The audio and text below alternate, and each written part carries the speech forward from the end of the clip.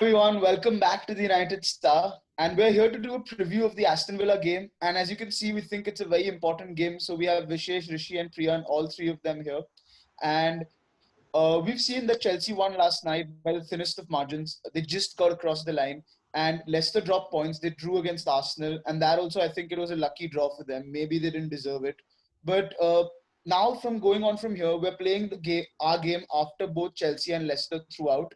So, Priyan, do you think that is going to add additional pressure on the boys, or do you think it won't matter to us? I don't think it'll matter too much. Leicester, as you can see, they haven't been playing well since the restart.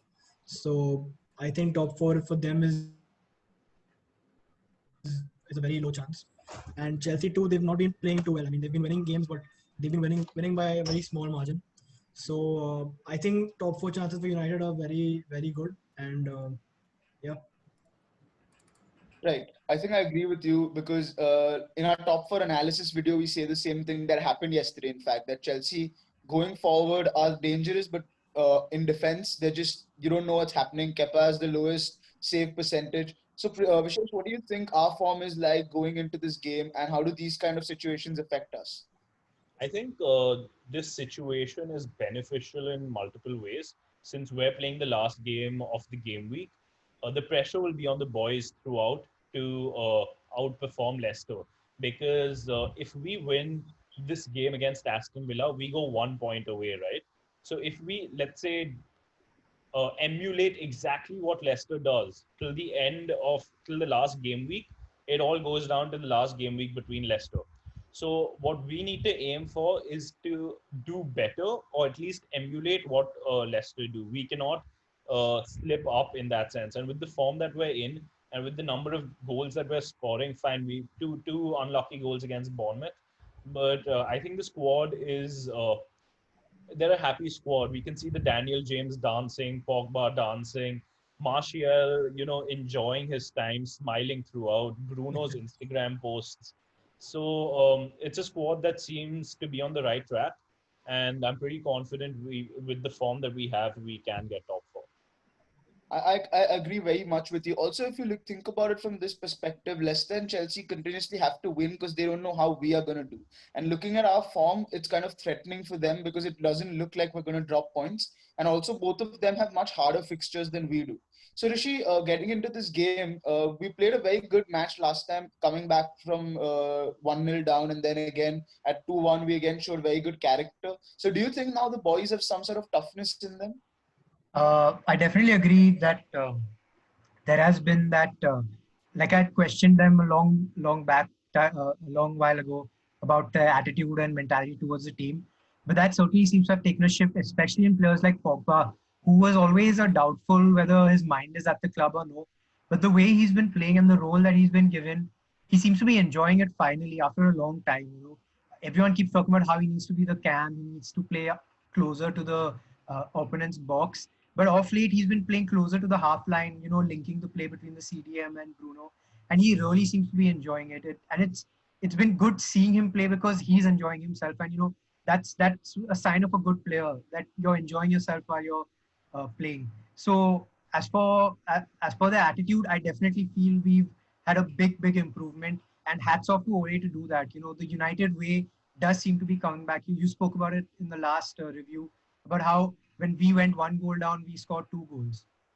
And picking on Aston Villa, I think the boys rightly spoke about it right now, that there will be a little amount of pressure since we are the last game of the week and we have to set the target for Chelsea and Leicester next week.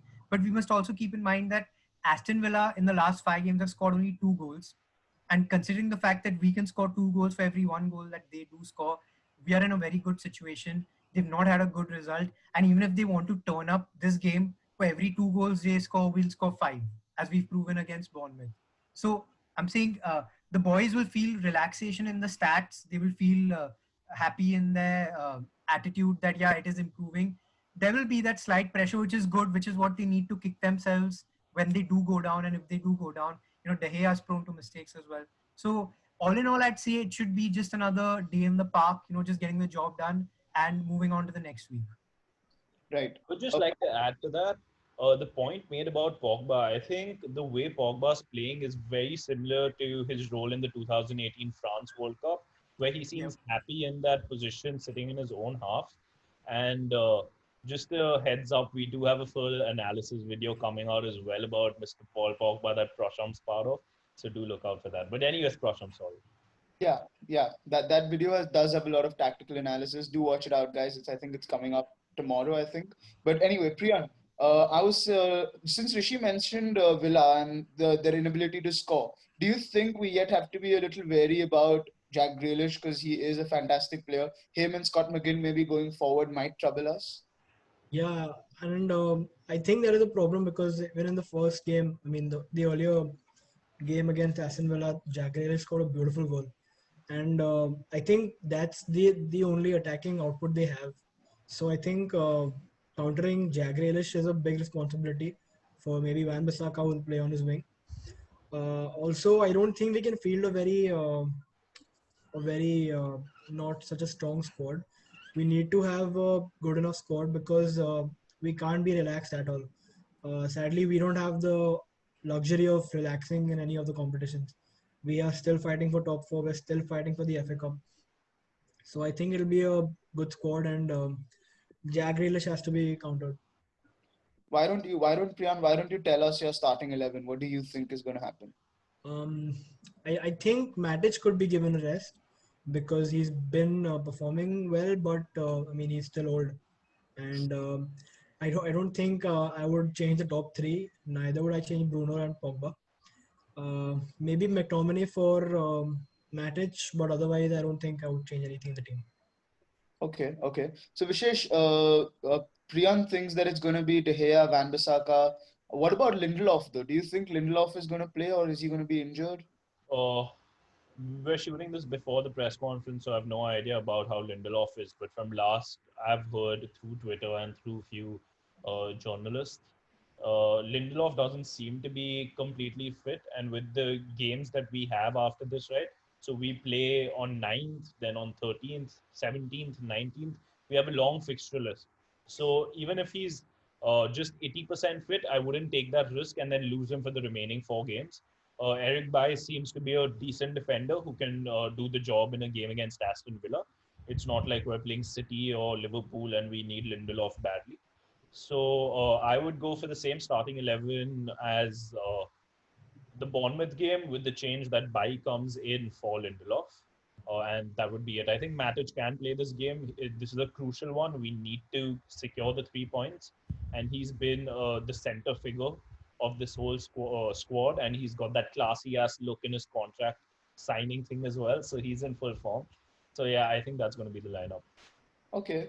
I think Lindelof not and I think Bailly being there might actually work in our favor to cope with the sort of Yes. deceptive pace Jack Grealish has because he's deceptively quick and maybe McTominay playing marking him as well might work in our favor. Rishi, what do you think? What is your lineup looking like? So, as far as Lindelof goes, I think Ole has learned his mistake with the Rashford situation. He's not going to risk a Lindelof back injury becoming worse. So Lindelof is going to be out for sure. And considering how Priyan mentioned, we are competing for all tournaments right now. We have to ensure that we have depth in centre back. We have to remember that Phil Jones is injured as well. So we have to make sure Lindelof is fit when the time is right. As for Matic, I agree with Vishesh that Scott McTominay should be put in here because, simply speaking, the tactic I would go for in this game is Ander Herrera, Chelsea, Mourinho tactic, where Ander Herrera puts Hazard in his pocket. In the same way, I think Scott McTominay has the body and the legs to put Grealish in his pocket. And considering the fact that Pogba can cover a lot behind the half line, it'll be easy for us to link the play with Bruno, even though Scott McTominay might be out of the game marking Grealish. So I think that will really work in our favor. And besides that, the front three definitely have to be the same. Greenwood is in the form of his life, and I want to see him cross a good milestone, which is I think Rooney's record for the highest number of goals scored as a teenager. I really want to see him cross that. So I think I think we're looking good for this game. You know, even despite the minor injuries and the few changes that will happen. Oh, and not to mention, I don't think this change will happen, but I'd like to see it happen is Brandon Williams in for Luke Shaw. This is not anything against Luke Shaw. Luke Shaw has had a wonderful start after the lockdown. He's been great going up front. But I think this is the perfect game to give Brandon Williams a chance. And it also gives Luke Shaw a break because remember, he's played 90 minutes in all games till now. So it's a good chance to get Brandon Williams in, give him some legs, and see what he's all about. I agree. I agree. I think if you have to experiment, this would be one game because Aston Villa looks set to going down. I don't think they can come back from here. But finally, I just want to get some predictions in. So, Vishesh, what do you think the score is going to be? And also, just if you could mention a little bit about Tyrone Mings, because I think he did an amazing job on Salah the other day. So, do you think he might be able to stop our front three, or what is your prediction? So I'm gonna first go on your Tyro Mings thing. Personally, I don't think he's that great. I think Liverpool were just, still on their beer wagon of 8 days after winning the thing, and we're the best team, we're the champions. No, you're not my champions. So I just think they were not in the form that they were, and we did see that after the water break that Klopp loves, as he said. In the second half, they came back and scored 2 goals. It was it was relatively easy. So I don't see Mings being much of an issue, except for when it comes to set pieces because of his height. So we need to be wary of that when it comes to Aston Villa. As far as predictions, this again is I'm still not confident of this Manchester United team when it comes to consistency. Even though we've built up this 16-run unbeaten streak, they do this, and we've all seen what happened when Ole came. Ole is at the wheel, and then I mean, where are the wheels after a point? So I'm going to go for a comfortable 2-0 victory. And personally, I can again see Greenwood getting both of them because he's a player who can go on the left and on the right. And I don't think Tyro Mings can handle that shit because Salah's a one-footed idiot. So 2-0, Greenwood, the man of the match for me. Okay. Rishi, what do you think? Man of the match and prediction? I don't think United will be able to keep the clean sheet. I think we are a little prone in defense and goalkeeping. So I'm going for a prediction of 3-1.